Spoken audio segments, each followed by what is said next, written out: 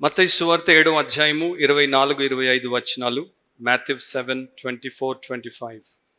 కాబట్టి ఈ నా మాటలు విని వాటి చొప్పున చేయు ప్రతి వాడును బండ మీద తన ఇల్లు కట్టుకొనిన బుద్ధిమంతుని పోలి ఉండును. వాన కురిసెను, వరదలు వచ్చెను, గాలి విసిరి ఆ ఇంటి మీద కొట్టెను గాని దాని పునాది బండ మీద వేయబడిను గనుక అది పడలేదు. ప్రార్థన చేద్దాం.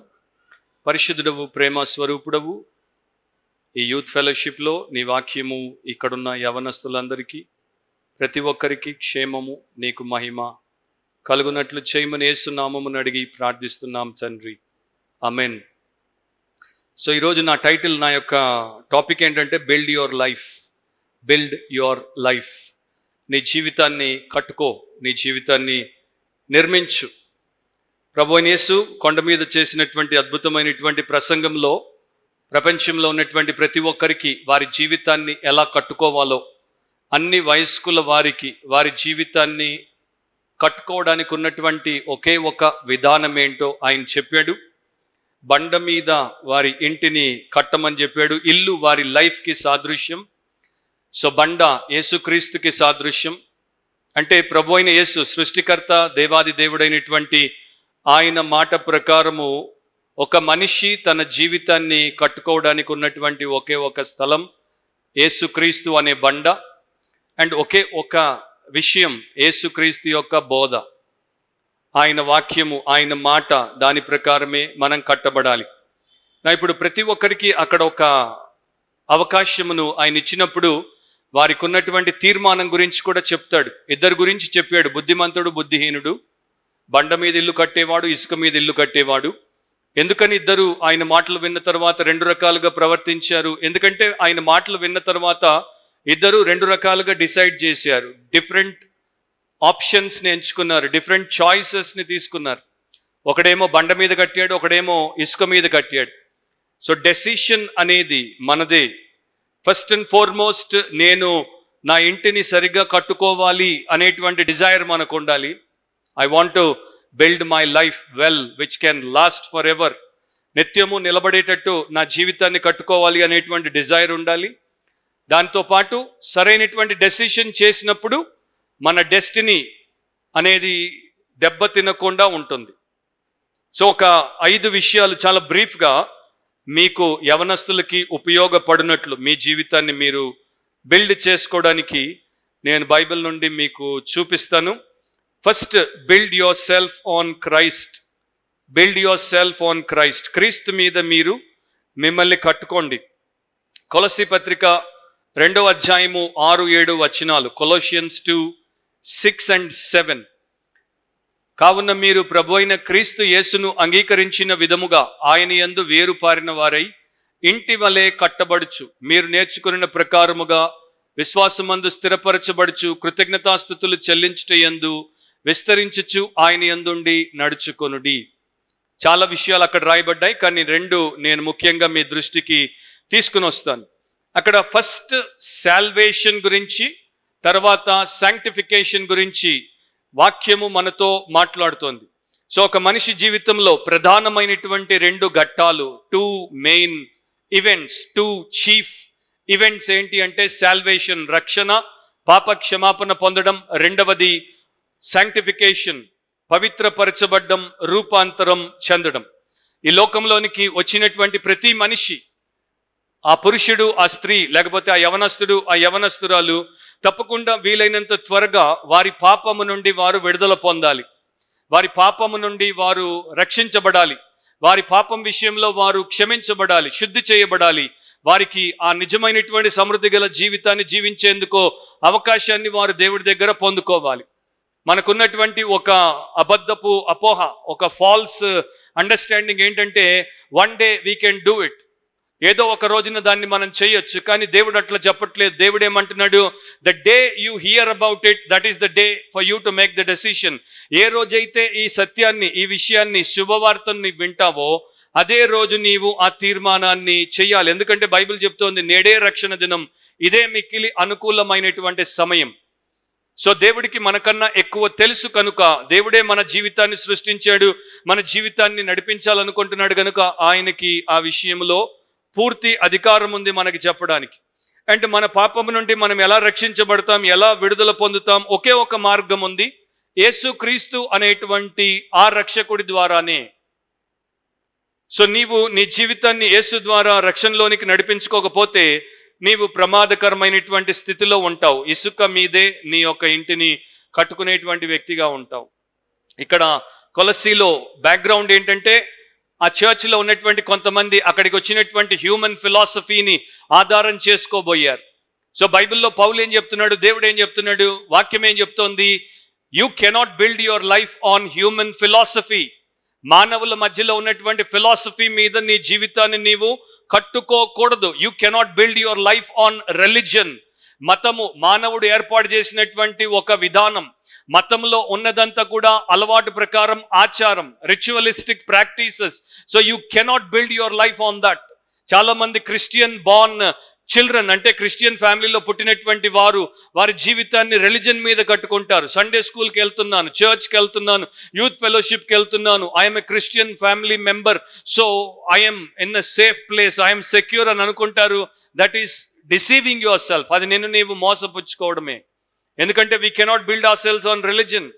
మూడవది, you cannot build on your life on science. Science మీద నీ జీవితాన్ని నీవు కట్టుకోలేవు. యంగ్ పీపుల్కి ఉన్నటువంటి పెద్ద ప్రాబ్లం ఏంటంటే, దేన్ని నమ్మాలి? క్రియేషన్ని నమ్మాలా, ఎవల్యూషన్ని నమ్మాలా?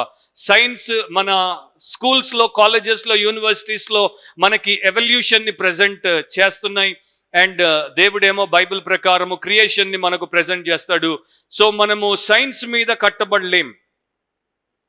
ఫ్యాషన్, ప్రస్తుతం ఉన్నటువంటి ఒక ప్రపంచంలో పేరుగాంచినటువంటి ఫ్యాషన్ లేకపోతే ట్రెండ్ మీద you cannot build your life. Some people, some young people follow some celebrity, they become their fans and they try to copy that person. ఆ వ్యక్తిలాగా నేను ఉండాలి. అక్కడ యాక్చువల్గా నువ్వు ఏం చేస్తున్నావంటే, you are trying to imbibe his life style. ఆ వ్యక్తి జీవన విధానాన్ని నీవు అనుకరించడానికి, ఇమిటేట్ చేయడానికి ప్రయత్నిస్తున్నప్పుడు తెలియకుండానే సబ్ కాన్షియస్ లెవెల్లో you are building after him. ఆ వ్యక్తిలాగా నీ జీవితాన్ని కట్టుకోబోతున్నావు. అండ్ రేపు వాడి ముగింపు ఏంటో నీ ముగింపు కూడా అట్లాగే ఉంటుంది.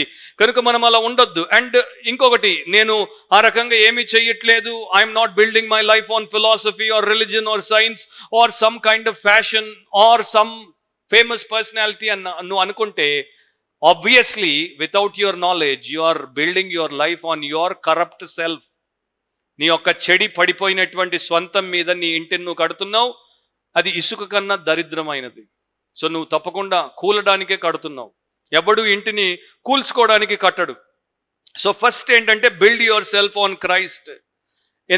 ఎందుకంటే ఆయనే బండ, ఆయనే రక్షకుడు, ఆయనే సృష్టికర్త, ఆయనలోనే మనకు ఆధారం ఉంది.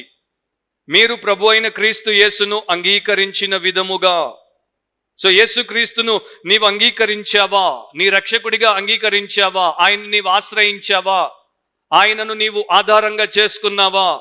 ఎందుకు ఆధారంగా చేసుకోవాలి? 4 మాటలు చెప్తాను, ఎక్స్ప్లెయిన్ చేయడానికి టైం లేదు.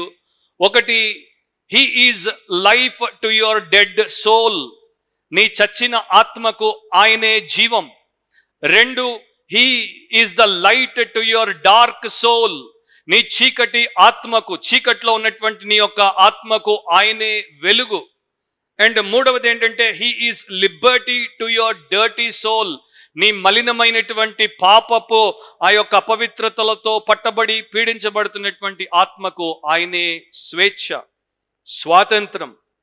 అండ్ 4వది, legacy to your distanced soul. దేవుడి నుండి దూరస్తుడిగా ఉన్నటువంటి నీకు ఒక వారసత్వం అనేది క్రీస్తు ద్వారానే కలుగుతుంది. ఎందరైతే ఆయన అంగీకరించారో వారందరికీ ఆయన దేవుని పిల్లలగుటకు అధికారం ఇచ్చాడు.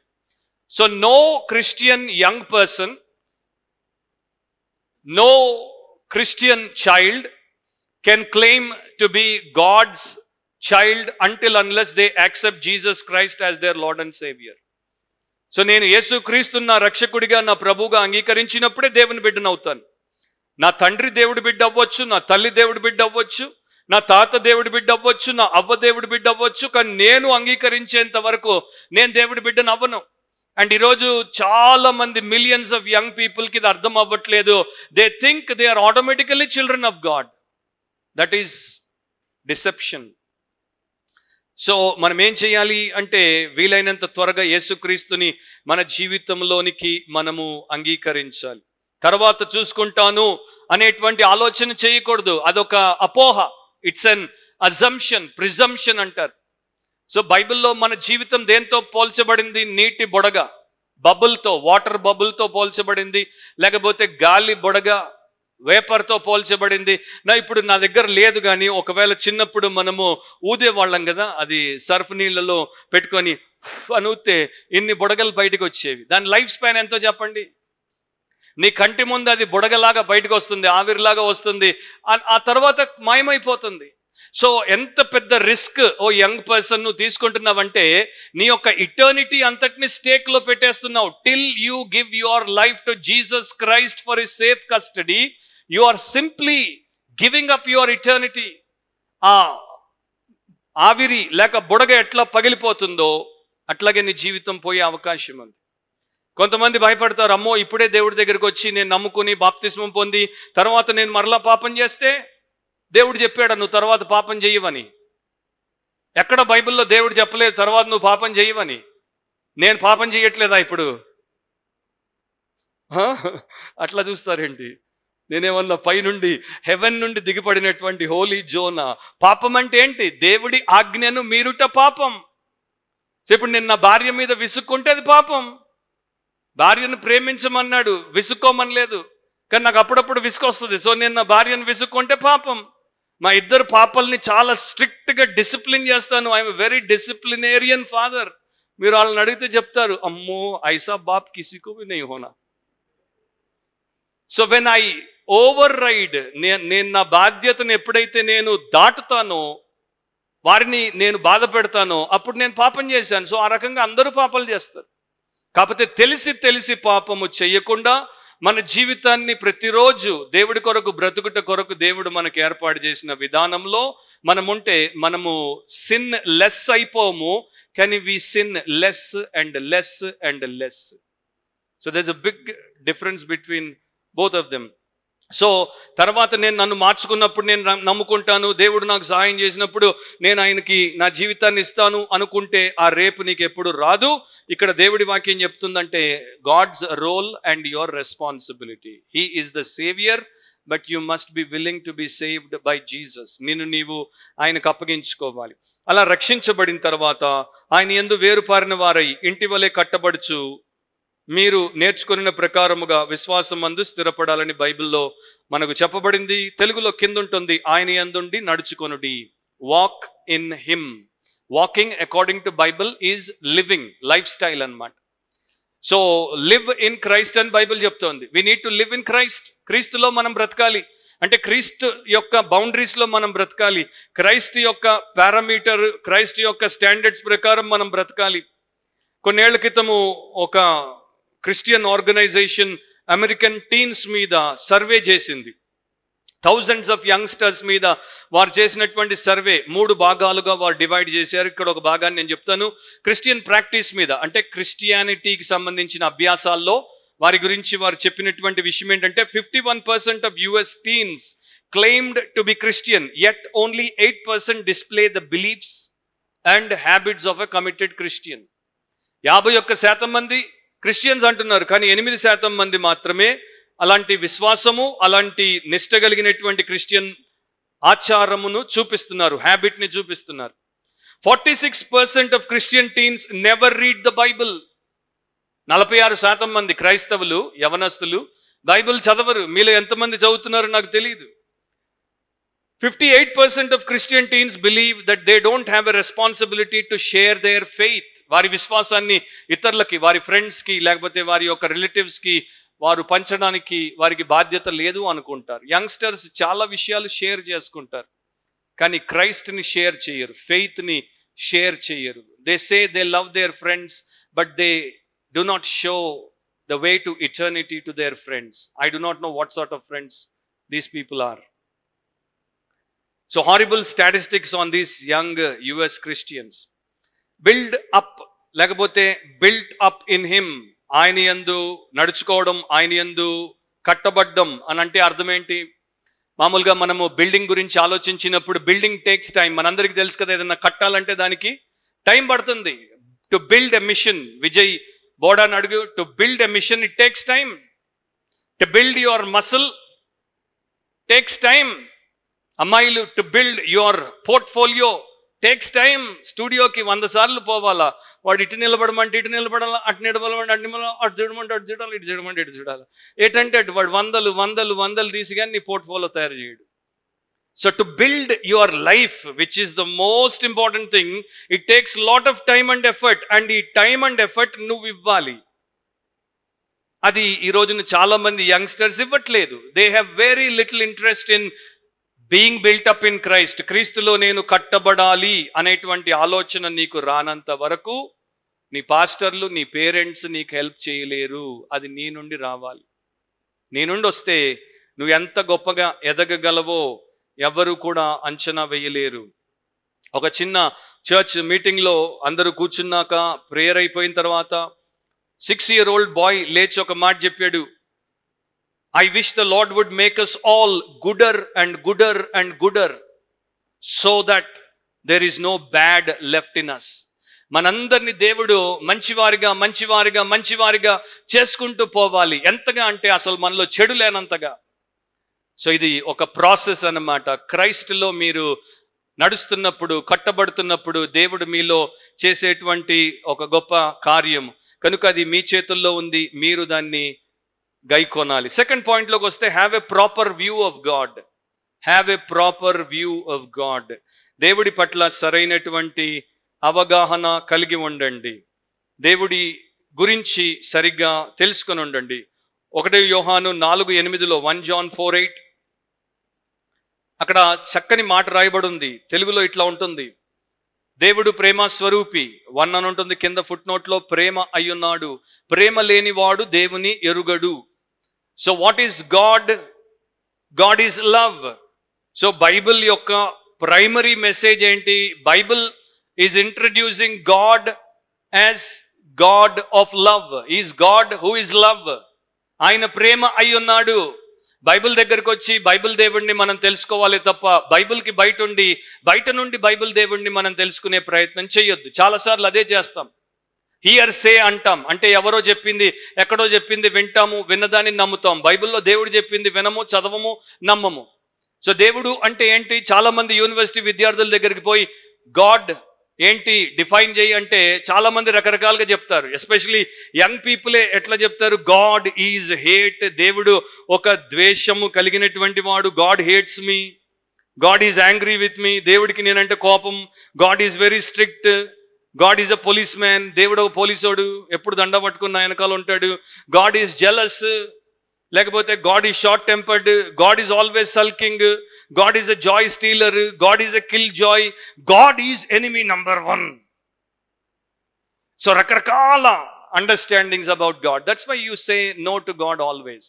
Till you know the God of the Bible, you cannot say yes to God. So the problem ఏంటంటే, because of our ignorance of truth from God's word, దేవుడి వాక్యంలో ఉన్నటువంటి సత్యం మనకు తెలియకపోవడం చేత ఈ గొప్ప దేవుడిని మనము తెలుసుకోకుండా నో చెప్తూ ఉన్నాం. యేసుప్రభు ఒక మాట చెప్పాడు యోహాను 17:3, knowing you and the one whom you sent, Jesus Christ, is eternal life. నిత్య జీవం అంటే ఏంటి? నిత్య జీవం అంటే ఎండ్లెస్ ఇటర్నిటీ బ్రతకడం కాదు. అది దాంట్లో సెకండరీ మీనింగ్. నిత్య జీవం, ఇటర్నల్ లైఫ్ అంటే ఏంటి? Having God kind of life. దేవుడు జీవించినట్టు జీవితాన్ని కలిగి జీవించడం. ఆ యొక్క హోలీ హై స్టాండర్డ్ యొక్క లైఫ్ ని కలిగి జీవించడం. So till a person knows God intimately, he is actually not living. నీవు దేవుణ్ణి అన్యోన్యంగా తెలుసుకునేంత వరకు దేవుడి జీవాన్ని జీవించట్లేదు, నిజంగా నీవు జీవించట్లేదు. అండ్ నాలెడ్జ్ ఆఫ్ గాడ్ అనేది ప్రతి వ్యక్తికి ఊహ వచ్చిన తర్వాత ఫస్ట్ అండ్ ఫార్మోస్ట్ ఉండాల్సినటువంటి తపనగా ఉండాలి, థర్స్ట్గా ఉండాలి. I want to know God more. Before I can know this world, before I can know myself, I should know God. If I can know God, I will know the world, I will know myself in its right way. సరైనటువంటి రీతిలో వీటిని తెలుసుకుంటాను. Without knowing God, you will not know yourself, you will not know the world, you will know nothing. And that will end you in a big tragedy. So first step ఏంటంటే having a right view point of God. దేవుడి పట్ల సరైనటువంటి అవగాహన కలిగి ఉండాలి. ఏంటి అవగాహన? God is love. దేవుడు ప్రేమ అయి ఉన్నాడు. అక్కడే 1 John 4:6 ఆయన అంటాడు, మనము దేవుని సంబంధులము, దేవుని ఎరిగిన వాడు మన మాట వినును, దేవుని సంబంధి కానివాడు మన మాట వినడు. సో ఎవరు దేవుడి మాట వింటారు? మేము ఇక్కడ ఆ యొక్క సండే స్కూల్ అనుకోండి, యూత్ ఫెలోషిప్ అనుకోండి, లేకపోతే ఇతర మీటింగ్స్ అనుకోండి, చాలా మంది యంగ్స్టర్స్ కూర్చుంటారు, body present, mind absent. Notes రాస్తూ ఉండొచ్చు, బట్ దాని తర్వాత ఆ నోట్స్ వారికి ఎందుకు పనికి రాదు. కారణం ఏంటి? They are not hearing. They are hearing with their physical ear, but they are not listening with their spirit. వారి ఆత్మతో వారు వినట్లేదు. ఎందుకు వినట్లేదు? వెరీ వ్యాలిడ్ రీజన్ దేవుడు ఇచ్చాడు. Because they do not know God. వారికి దేవుడు తెలియదు కనుక వారు వినరు. ఫర్ ఎగ్జాంపుల్, సింపుల్ ఎగ్జాంపుల్ చెప్తాను. మీరు చదువుకునేటువంటి కాలేజ్కి, లేకపోతే మీరు చదువుకునేటువంటి యూనివర్సిటీకి నాలాంటి ఒక అన్నోన్ ప్రీచర్ వచ్చి నేను బోధ చేస్తుంటే మీరు వినరు. ఎందుకంటే you do not know me, so you have no interest. But same మీ దగ్గరికి ఆమీర్ ఖాన్ వచ్చాడు అనుకోండి. ఆమీర్ ఖాన్ మీకు తెలుసు, you know Aamir Khan. And the moment Amir Khan comes, your ears become attentive, your eyes bulge out, your heart begins thumping. Endukante you know him and you want to hear every word he says. Yes or no? So until unless you know God, you will not hear. మేము ఇక్కడ చెప్తూనే ఉంటాము, మెసేజ్లు పోతూనే ఉంటాయి, కానీ మనం వినం, ట్యూన్ అవ్వలేదు కనుక. సో భక్తుడు చెప్తున్నాడు, దేవుడిని ఎరిగిన వాడు ఆయన మాట వింటాడు, ఎరుగని వాడు ఆయన మాట వినడు. సో ఎరుగని వారు ఎక్కువ మంది ఉన్నారు అనేది ఒకటి లోకంలో స్పష్టమైపోయింది. అండ్ ఇంకొకటి, దేవుడిని తెలుసుకోకపోతే దేవుడిని ప్రేమించలేం. First commandment, loving God with all of your heart, with all of your mind, with all of your soul, with all of your strength is not possible if you do not know God personally. Loving your neighbor is not possible if you do not know God personally. So మనం లిటరల్గా ఏం చేస్తున్నామంటే we're faking it up. క్రిస్టియానిటీని fake చేస్తున్నాం అనమాట. We don't know God, we don't love God, we don't love anybody, just we love ourselves and we're faking. So చాలా పెద్ద ఎక్కడి నుండి ఎక్కడికి వెళ్ళిపోతామో చూడండి. కానీ ఎప్పుడైతే దేవుణ్ణి మనం తెలుసుకుంటామో, అండ్ ధన్యత ఏంటంటే, బ్లెస్సింగ్ ఏంటంటే, God revealed himself to us through Jesus Christ. యేసుక్రీస్తులో దేవుడు తను తాను చూపించుకున్నాడు. So knowing God helps us to know the purpose of our life. దేవుణ్ణి తెలుసుకున్నప్పుడే మన జీవితం యొక్క ఉద్దేశం ఏంటో మనకు తెలుస్తుంది. Knowing God helps us to purify ourselves. దేవుణ్ణి తెలుసుకున్నప్పుడు, ఆయన హోలీనెస్ని తెలుసుకున్నప్పుడు నా అన్హోలీనెస్ ఏంటో నాకు తెలుస్తుంది. ఆయన గొప్ప స్టాండర్డ్ని తెలుసుకున్నప్పుడు నా సబ్ స్టాండర్డ్ ఏంటో నాకు తెలుస్తుంది. ఆయన ఎంత స్వచ్ఛమైన వాడో, మ్యాన్ ఆఫ్ ఇంటిగ్రిటీయో నాకు అర్థమైనప్పుడు నేను ఎంత ఇంటిగ్రిటీ లేని వ్యక్తిని నాకు అర్థమవుతుంది. So I change myself, I will purify myself. And మూడవది, only knowing him will help me to pursue his kingdom and righteousness. So knowing God is very important. Try your best to know him. And Yesu ప్రభు చాలా చక్కగా first time ఆయన దేవుడి గురించి సంబోధించినప్పుడు father అన్నాడు. సిలువలో last time దేవుడి గురించి సంబోధించినప్పుడు ఫాదర్ అన్నాడు. సో తన డిసైపుల్స్కి జీసస్ గాడ్ని ఎట్లా ప్రజెంట్ చేశాడంటే, father, holy father, righteous father, heavenly father, loving father.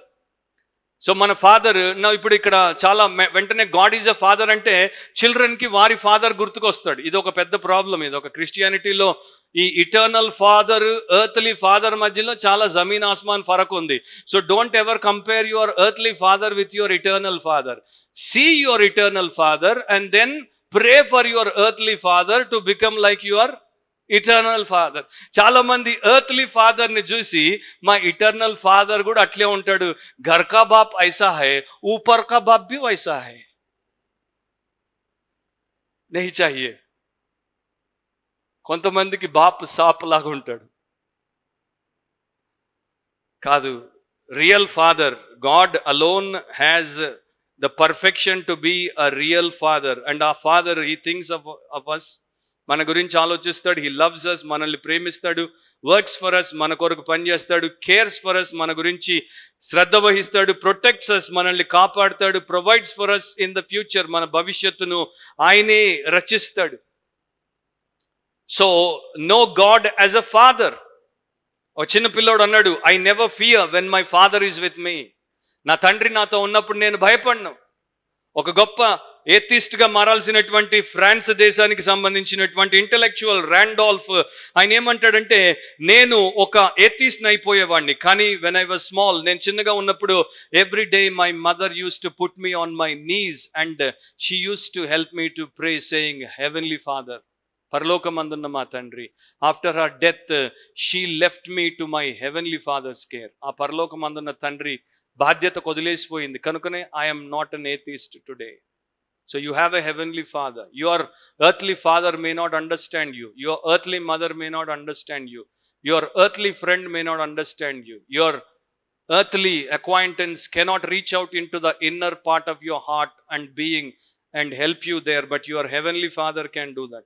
మూడవది, depend on God's capability and counsel.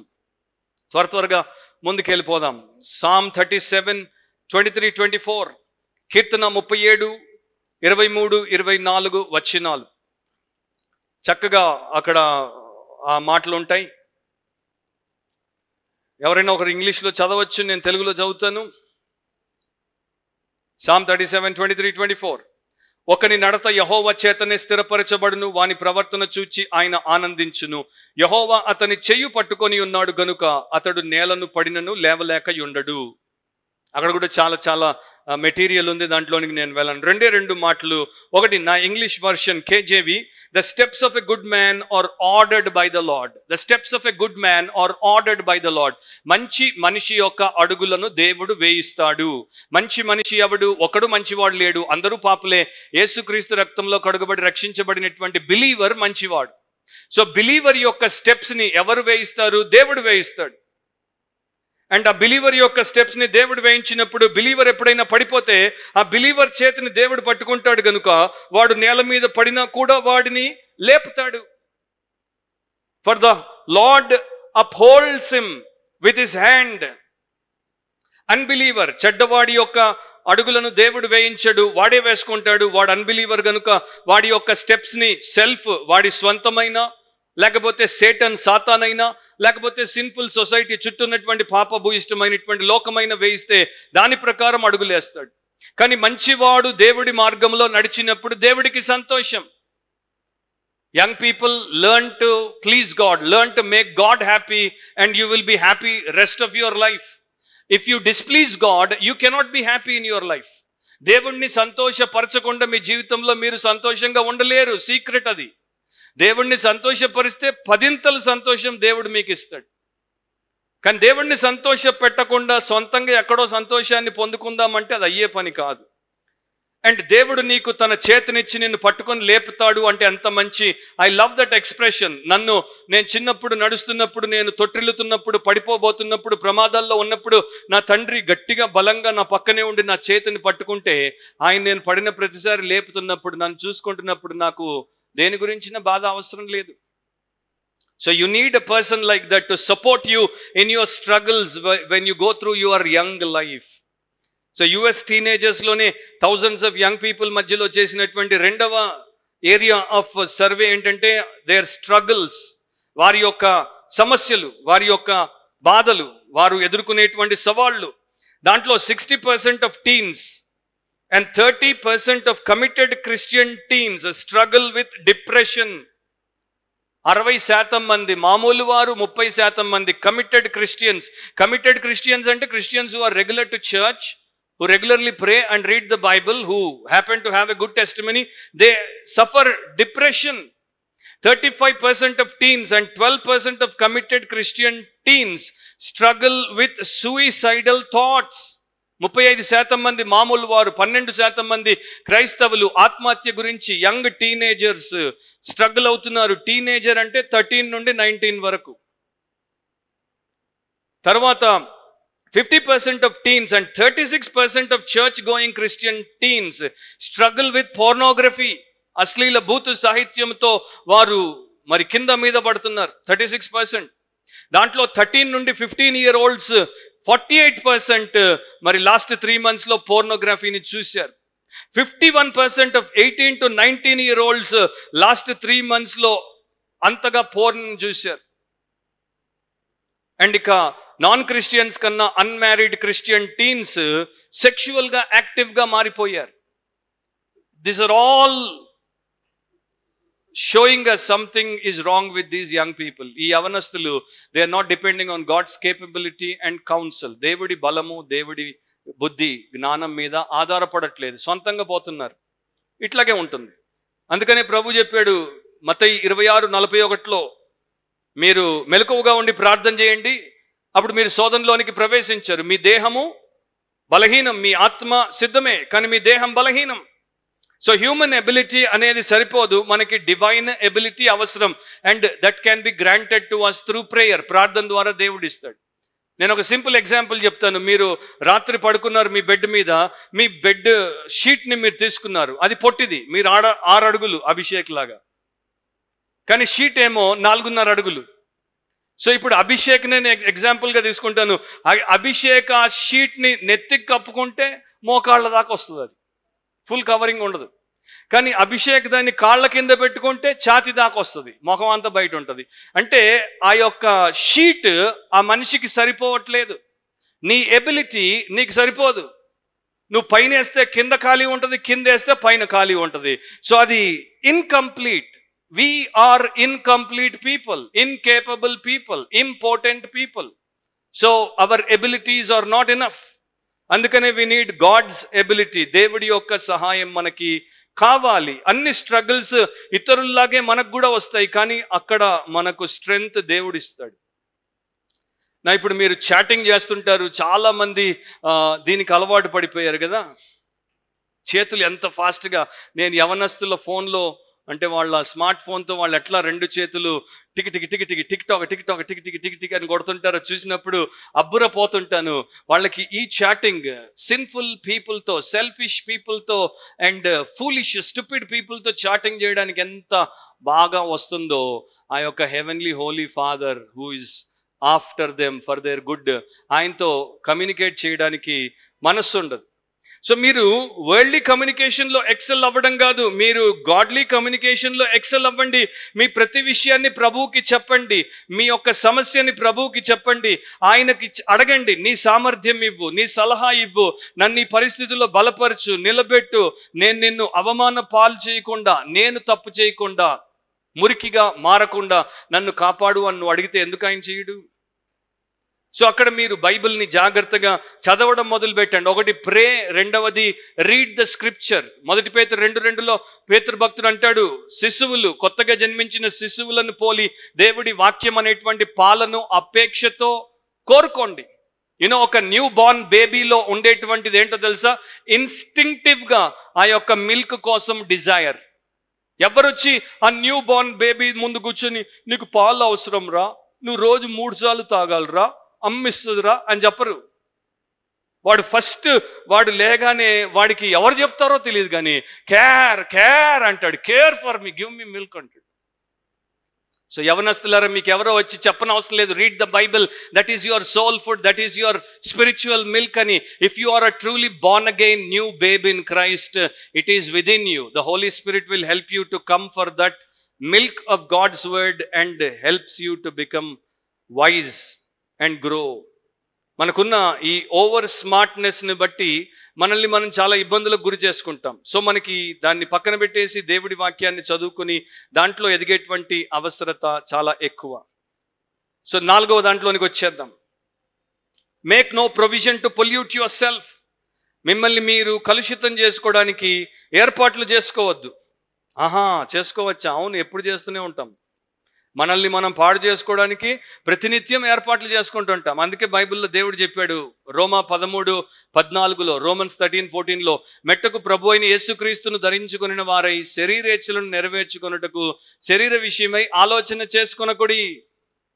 So do not plan how to pamper your flesh, do not plan how to gratify your flesh, but put on the Lord Jesus Christ అని దేవుడి వాక్యం మనకు ఆజ్ఞాపిస్తోంది. మన శరీరం విషయంలో మనం ఎప్పుడు ఆలోచిస్తూ ఉంటాం, దీనికి ఏం పెడదాం, దీనికి ఏం తొడుగుదాం, దీన్ని ఎలా సుఖ పెడదాం. Okay, to an extent as a normal human being balanced లైఫ్లో నీకు మంచి బట్టలు వేసుకోవడానికి, నీకు స్నానం చేసుకోవడానికి, నీకు బ్రేక్ఫాస్ట్ భోజనం పెట్టుకోవడానికి, ఆరోగ్యంగా ఉండడానికి, రెస్ట్ తీసుకోవడానికి నీ శరీరం గురించి ఆలోచిస్తే తప్పులేదు. కానీ దాన్ని దేవుడు నిషేధించిన విషయాల్లో సుఖ పెట్టుకోవడానికి, పాపపు విషయాల్లో సుఖ పెట్టుకోవడానికి, ఎందుకంటే ఆ రోమన్స్ 13లో పైన 11th verse నుండి మీరు తర్వాత చదువుకోండి. అక్కడ అన్ని కూడా హేయమైనటువంటి అల్లరితో కూడిన ఆటపాటలు, మత్తు, కామ విలాసం, పోకిరి చేష్టలు, కలహము, మత్సరము, వాటి గురించి చెప్తున్నాడు. వాటిలో మీ శరీరాన్ని సుఖ పెట్టుకోవడానికి మీరు ఆలోచిస్తే మీరు వేస్ట్. స్పర్జన్ భక్తుడు ప్రార్థన చేసేవాడు, I may die to self and live holy to Jesus. నేను స్వంతానికి చచ్చి యేసు కొరకు పూర్తిగా జీవిస్తే ఎంత బాగుండు. పౌలు భక్తుడు అంటాడు 1 కొరింథీ 9:27లో, నేను నా శరీరాన్ని నలగొట్టి దాన్ని లోపరుచుకొనుచున్నాను, శరీరాన్ని గారాభము చేస్తున్నాను అనట్లేదు. ఒక బాక్సర్ తన పోటీ బాక్సర్ యొక్క ముఖం మీద గుద్ది వాడిని ఎట్లా పడగొడతాడో అట్లా నా శరీరాన్ని గుద్ది పడగొడుతున్నాను అని అంటాడు. లిటరల్గా దాని మీనింగ్ అంతే. నీవు నీ బాడీని ముఖం కింద, చిన్న కింద గుద్ది దాన్ని పడగొట్టడం, దాని నకరాలు నీ మీద అది చేయకుండా దాని ప్లేస్లో దాన్ని పెట్టడం.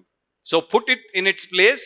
రెండవది, put on Jesus Christ. Simple ప్రశ్న మీకు అందరికీ, ఒక బుల్లెట్ ప్రూఫ్ మీరు వేసుకున్నప్పుడు నేను మిమ్మల్ని బుల్లెట్స్ కొడితే మీకు తగులుతుందా?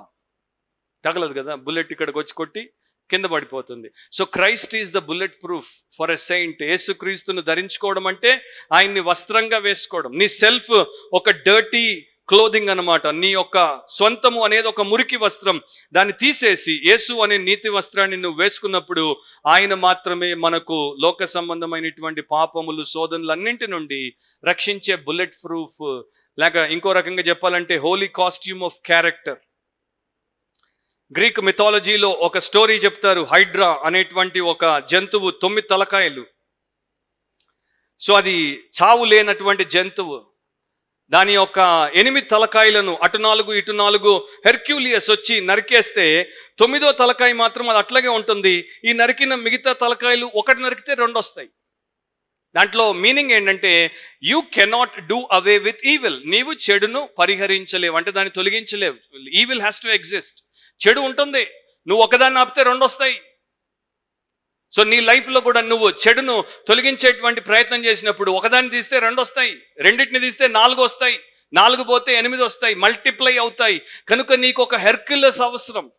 సో హెర్క్యులస్ ఏం చేశాడు, చాలా కాలం తర్వాత దీని పని ఇట్లా కాదని చెప్పి 8 కాల్ చేశాడు, 9వ దాన్ని పాతేశాడు. ఇక హైడ్రా పని అయిపోయింది. So we need Jesus to do that. You cannot handle your heart, your head. I cannot handle my heart, my head. But there is a soul destroyer of all sin, Jesus. Put him on. And last final point, shun ungodly friends online and offline. Shun ante discard, leave ungodly friends online and offline. Online ante media lo, offline ante baita. అది నేను explain చేయను, just మీరు అది ధ్యానించుకోండి. సామెతలు 4వ అధ్యాయం, Proverbs 4:14 and 15. Very very insightful and powerful versus అవి రెండు. Proverbs 4:14 and 15. తెలుగులో, భక్తిహీనుల త్రోవను చేరకుము, దుష్టుల మార్గమున నడవకుము, దాని యందు ప్రవేశింపక తప్పించుకొని తిరుగుము, దాని నుండి తొలగి సాగిపోము. ఒక్కొక్క వర్డ్కి చాలా గొప్ప ఇన్డెప్త్ మీనింగ్ ఉంది. ఇంగ్లీష్లో బాగుంటుంది నాకు. కేజేవి, నేను రక్షించబడిన స్టార్టింగ్లో చదివాను కనుక నాకు కేజేవి లాంగ్వేజ్ ఇష్టం. సో ఇట్లా ఉంది, enter not into the path of the wicked. Very simple. నీకు ఇంగ్లీష్ తెలిస్తే దాని యొక్క అర్థం ఏంటో నీకు అర్థమైపోవాలి. Enter not into the path of the wicked. Don't enter. And go not in the way of evil men. So దేవుడు ఏం చెప్తున్నాడు, వార్నింగ్స్ ఇస్తున్నాడు. ఏంటా warnings?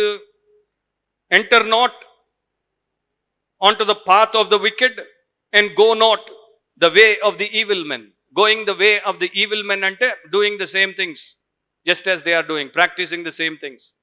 So asal first of all, if you don't enter, there is no way that you can do the same things. So danni మూడు రకాలుగా నేను చెప్తాను. ఒకటి ఎంటరింగ్ అనేది ఫస్ట్ ఫేజ్, రెండవది ఎంగేజింగ్ అనేది సెకండ్ ఫేజ్, మూడవది ఇవాల్వింగ్ అంటే నువ్వు చెడులోకి వచ్చి చెడులో ఉంటే నువ్వు చెడుగానే తయారవుతావు, ఇవాల్వ్ అవుతావు. సో ఈ రోజున క్రిస్టియన్స్లో సెయింట్లు లేరు, సిన్నర్స్ ఎక్కువ. ఎందుకంటే they have entered into all wrong paths and they are walking with all evil men, online offline. So they are evolving as bad apples in Christian church. So దేవుడు అంటాడు avoid it. Avoid అంటే ఏంటి అర్థం? ఎవరైనా చెప్పండి. Avoid అంటే ఏంటి అర్థం? చెయ్యి పెట్టండి, ఇంత దాకా పెట్టండి, చూడండి ఎట్లుంటుందో, గెలకండి. No, avoid. అవాయిడ్ అంటే టర్న్ అవే ఫ్రమ్ దేర్. అసలు don't give any chance. So దేవుడు చెప్తున్నాడు avoid it, pass not by it. దాని పక్క నుండి కూడా పోవద్దు. టర్న్ ఫ్రమ్ ఇట్, తిరిగిపోండి. And pass away, pass away, సాగిపో. అంటే నువ్వు ఈ చెడు నుండి దూరం అయిపోతే నువ్వు అభివృద్ధి పదంలో సాగిపోతావు, లేకపోతే అధాపాతాళానికి పోతావు. So very simple. ఇది ప్రతి ఒక్కరు తీసుకోవాల్సినటువంటి పర్సనల్ డెసిషన్. నీ లైఫ్లో నీవు, నా లైఫ్లో నేను తీసుకోవాలి. దీనికి మన పేరెంట్స్, మన పియర్స్, మన పాస్టర్స్ ఎవరు బాధ్యులు car. So third area of survey in US on teenagers. దీంతో అయిపోయింది నా message. Social media. Teens in United States of America spend an average of 7 hours 35 minutes online every day. 7 hours 35 minutes. 1/3 of the day రా బాబు. 24 గంటల్లో 8 గంటలు ఆన్లైన్లోనా? బక్వాజ్, బక్వాజ్ కదా. బక్వాజ్ తప్ప ఇంక అక్కడ ఏం లేదు. ఇప్పుడు నా క్లాసులు 4 hours ఉంటాయి, దాని గురించి నేను మాట్లాడట్లేదు. నీ క్లాసులు, నీ ఆన్లైన్ స్టడీ గురించి కాదు ఇక్కడ చెప్పేది. 65% of teens say that social media improves their life satisfaction. అదొక ట్రాప్. అది ఇప్పుడు అట్లా ఉంటుంది, కానీ నెక్స్ట్ వస్తుంది చూడండి స్టెప్. సేమ్ పీపుల్లో depression rates for heavy internet users 10+ hours daily is 20% higher than light internet users below 4 hours daily. Suicidal thoughts are 28% higher for heavy internet users than for light internet users. If you are really satisfied by internet usage, social media usage, why are you getting depressed? Why are you entertaining suicidal thoughts? Why do you want to die? If that is really something which is worthwhile watching, then it will help me, it will lift my spirits. It will help me to do something constant, something substantial that can bless the society. If it is not so, then it is a waste of time, waste of energy, waste of money, waste of life. I'm actually breaking my life. So, offline, online. Social media, ఏం చేస్తుందో సైకాలజిస్టులు చెప్తారు. Social media creates mania. Mania అంటే ఏంటో తెలుసా? Unreasonable euphoria. ఒక psychological condition అనమాట. చెప్పలేనటువంటి పిచ్చి ఆనందం, ఇంటెన్స్ మూడ్స్ వచ్చేస్తాయి, హైపర్ యాక్టివిటీ. తర్వాత మిగిలిందంటే delusions. So social media maniacs ఎక్కువైపోతున్నారు. కనుక these are 5 things that I wanted to share with you. So 5 ఏరియాల్లో మీరు ప్రార్థించి దేవుడు మీ జీవితాన్ని పరీక్షించి మీకు చూపించినట్లు, అండ్ మీరు దాన్ని సరిచేసుకొని క్షమాపణ పొంది శుద్ధి చేయబడి యేసు అనే బండ మీద యేసు యొక్క బోధ చేత కట్టబడి మీరు చక్కగా దీవించబడి మంచి బంగారు భవిష్యత్తుతో మీరు, మీ కుటుంబము, మీ చుట్టూ ఉన్నటువంటి ఇంకా చాలామంది యవనస్తులకి దీవెనకరంగా ఉండాలన్నది మా ప్రార్థన. తలంచండి, ప్రార్థనలో ఏకీభవించండి. అండ్ ఫ్రీ టైంలో SIT with the message and ponder upon it. దాని మీద ఇంకో కొంత సమయము గడిపి మీ లైఫ్ని సెట్ రైట్ చేసుకోండి. Build on the right material, the rock Jesus Christ, and build by the word of God. ప్రేమగల తండ్రి, ఈ నా ప్రియ యవనస్తులందరినీ నేను నీ సన్నిధిలో నీ హస్తములకు అప్పగించి ప్రార్థిస్తున్నాను.